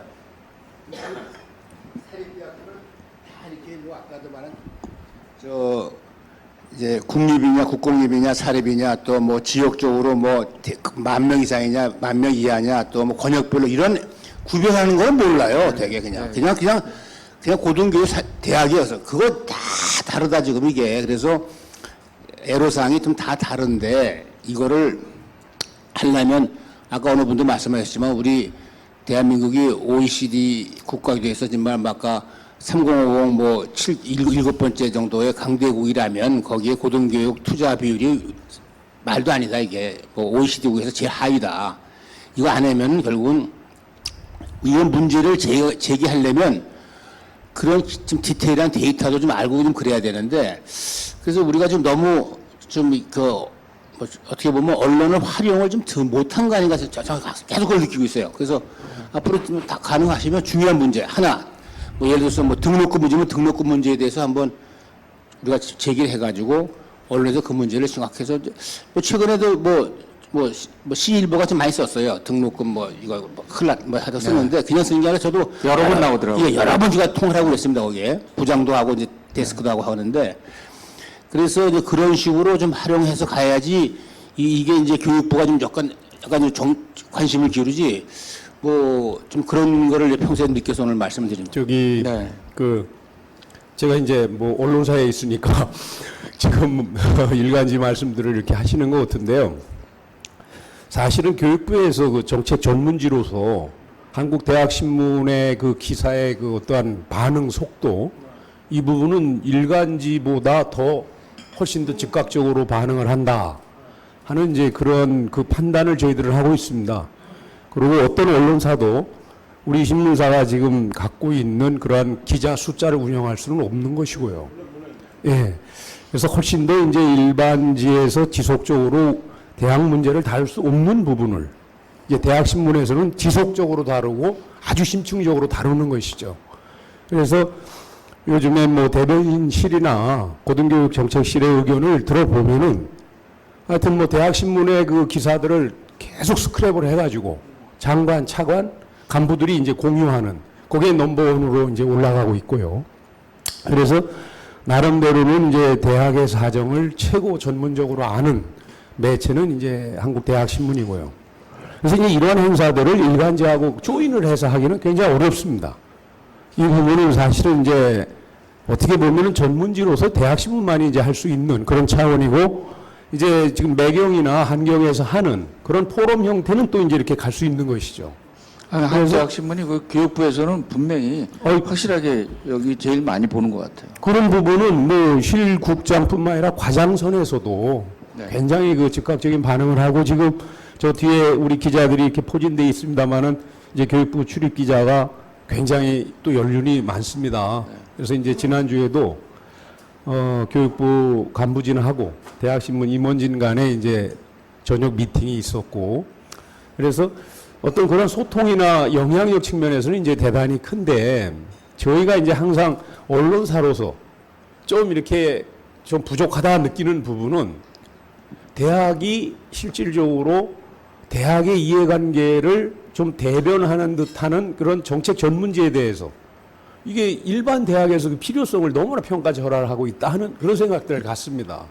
그러니까 어떻게 보면 데일리로 나오는 일간지에 대해서는 굉장히 그네들이 대학 문제를 다루지 않으면서 계속 나감에도 불구하고 그 어떻게 보면 영향력이라는 측면에서 이제 일간지를 좀 비중 있게 생각을 하고, 그러나 지속적으로 대학의 문제를 파헤치고 그것을 정책적으로 제안을 하고 또 정부 정책에 대해서 비판을 시두르고 그러는 전문지에 대한 배려는 사실은 대학 측에서 제가 보기에는 굉장히 좀 약하다 하는 그런 생각을 또 갖고 있습니다. 이 얘기를 자꾸 하다 보니까 어떻게 우리 밥그릇 문제에 우리 김인규 총장이 부러질러 놨는데 전문지는 전문지고 일반지는 일반지입니다. 전문지가 가는 길이 있고 일반지가 가는 길이 따로 있습니다. 왜 그러냐면 일반지는 대중을 상대하니까 그냥 대중의 기호에 맞게만 보도를 하는 겁니다.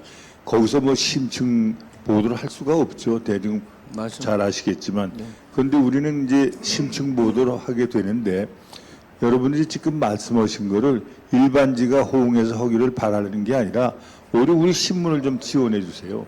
대학 신문을 더 많이 보고 더 많이 하는데 총장님들이 참여해 주셔서 그게 그 일반에게도 어느 정도 전달이 되는, 또 일반적으로 일반인들이라는 우리가 보편적인 사람들은 대학 문제에 관심이 없습니다. 네. 아까도 얘기했지만 자기 집에 대학생이 있다든가 대학을 보내야 된다든가 하는 가정의 몇몇 사람들은 관심이 있지만 보통 모든 사람들은 관심이 없어요.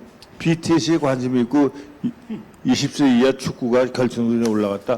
그게 흥미진진하고 관심이 있죠. 나라가 뭐 이게 지금 경제가 어떻게 되는지, 남북관계는 어떻게 되는지, 거기다가 뭐 교육 무슨 등록금, 이건 또 뭐야? 등록금 왜 올라? 그러니까 기자들이 외면하거든요. 그런데 이제 그걸 우리는 파고들면서 됐으면 구체적으로 하자. 제가 그 우리 기자들 오면 항상 교육시킬 때 하는 얘기가 있습니다. 우리는 언제나 대학 편이다. 기사 쓸 때 대학 편에서 써라. 대학이 좀 잘못하는 거 있더라도 대학과 그 대학 아닌 기관하고 마찰이 있을 때는 우린 무조건 대학 편이다. 그래서 대학의 그 발전을 옹호해야 된다. 그런 얘기를 합니다. 그러면서 뭐라고 얘기하냐면 대학 내부의 문제는 중립이다. 중립적으로 항상 얘기를 하고, 대학과 대학의 문제, 특별히 교육부와의 문제는 우린 대학 편에 서서 얘기한다. 왜 그러냐면 교육부가 우리를 지금 조금 고개를 갸우뚱 하면서도 여러 가지로 지원도 받고 우리가 그러지만은 교육부도 또 우리가 너무 세게 나가면 안 되잖아요. 그럼 또 세게 나가셔야 돼요.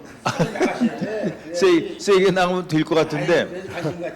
그 교육부는 지금 우리에 대해서 관심이 엄청 많아요. 공개를 안 하는데 좀 세게, 전문지는 진짜 세게 나가야 삽니다. 저는 그거 확실해. 더 세게, 일반주보다 훨씬 세게 나가요. 그래서 산다고. 그건 맞아요. 근데 또 여러 가지 뭐 하여튼 이게 언론이 일반지도 그렇지만 눈치를 봐야 될 일이 한두 가지가 아니거든. 하여튼 이게 지금 우리가 여기에 대학신문의 전략적인 방향을 논의하기 위해서 어떻게 하다 보니까 모인 건 아니기 때문에. 왜 그러냐면 이런 것도 할 수 있는 게 대학신문밖에 없죠. 아니 그 전자신문은 과기부에서 굉장히 중시하잖아요. 전자신문이나 대학신문이나 이게 대학신문은 교육, 전자신문은 전자 분야. 이게 전문지기 때문에 분명히 용도가 있습니다. 그리고 관심이 있고 정부에서. 정부에서 우리 신문에 대해서 교육 관계자들은 굉장히 관심이 있어요. 아까 최영석 발행인이 구체적으로 좀 학부모도 많이 보고. 그럼요. 근데 우리는 학부모는 아직 먼데 학부모들이 그 우리 UN&Humanity 그냥 치면 그건 데일리거든요. 우리가 지금 신문을 3가지로 발행을 하는데 이제 오프라인으로 해서 월요일은 일반 대학 정책, 수요일은 주로 전문 대학 이렇게 오고 온라인은 그건 데일리예요. 하루에 적어도 기사가 50개에서 100개가 올라갑니다. 온라인에. 그래서 그걸 굉장히 그 네이버를 통해서도 우리 네이버판. 기사가 올라가고 네. 그래서 많이 보는데 아직 그게 부족한 걸 우리가 잘 알고 있습니다. 그래서 오히려 신문사 측에서 부탁을 올리는 것은 총장님들이 좀 저 지원해 주세요.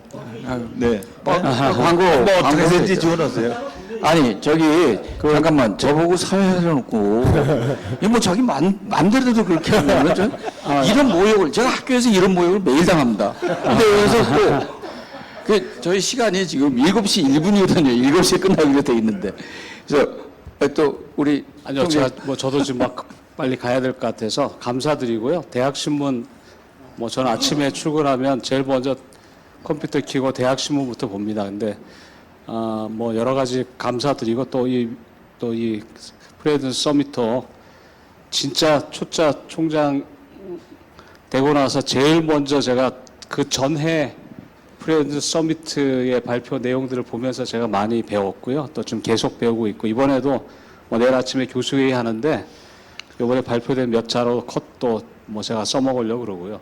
하여튼 감사드리고 또 앞으로 더 좋은 프로그램 지원해 주시면 감사하겠습니다. 우리 마지막으로 대학신문에 감사한다는 표시로 큰 박수 부탁드립니다.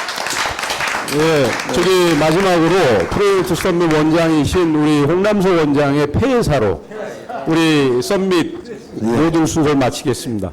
그 규제는 빠르고 그 푸는 것은 참으로 더딥니다. 한국대학신문사가 주관하는 UN 프레지던트 서밋은 미래 사회 변화에 따른 대학의 경쟁력 강화 및 문제 해결 방안을 모색하고자 고등교육 혁신을 통한 대학 발전, 나아가 국가 발전에 이바지하고자 개최됐습니다. 2015년 9월 시작된 UPS는요, 이번에 5회로 이어지면서 고등교육 개혁의 산실로 자리 잡았습니다.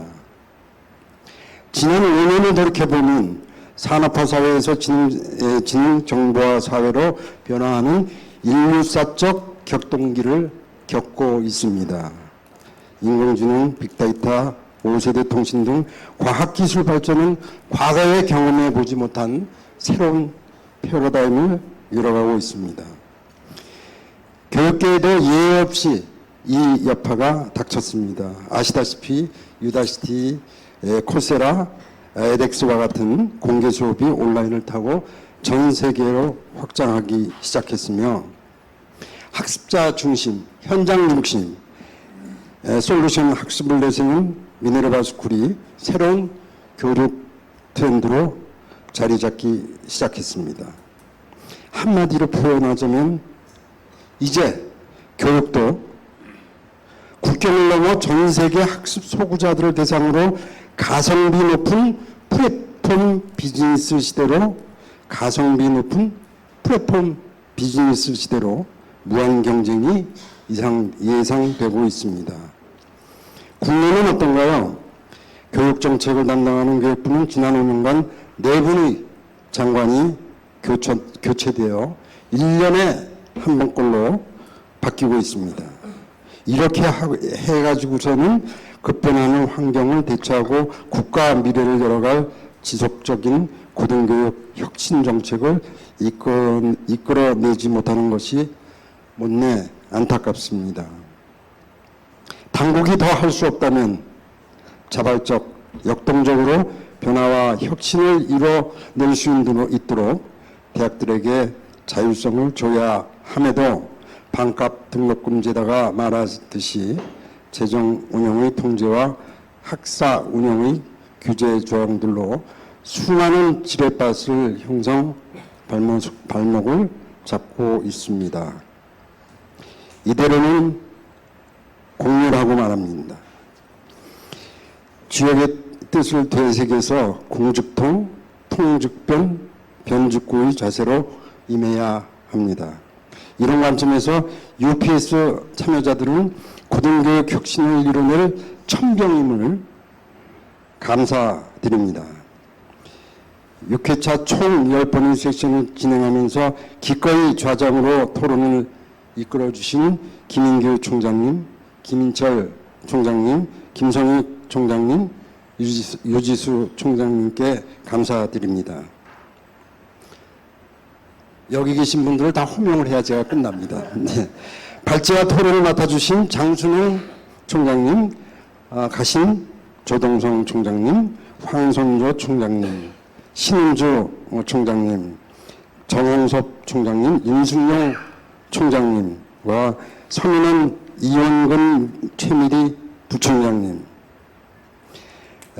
그리고 남보우, 김태훈, 유보선, 전정환, 안동규 부총장님, 김학민 학장님께 깊은 신뢰와 고맙다는 말씀을 올립니다. 마지막으로 이대순 고문님과 이인원 회장님 그리고 스태프들 저 뒤에 매번 식사도 못하고 취재를 하고 있는 기자 동지들에게 감사드립니다. 이것으로 2019년 UCN 프렌즈 서밋 그 대담원의 막을 내리겠습니다. 다음 해에 더욱 건강한 모습으로 더 알찬 콘텐츠로 여러분들을 뵙기로 하겠습니다. 감사합니다.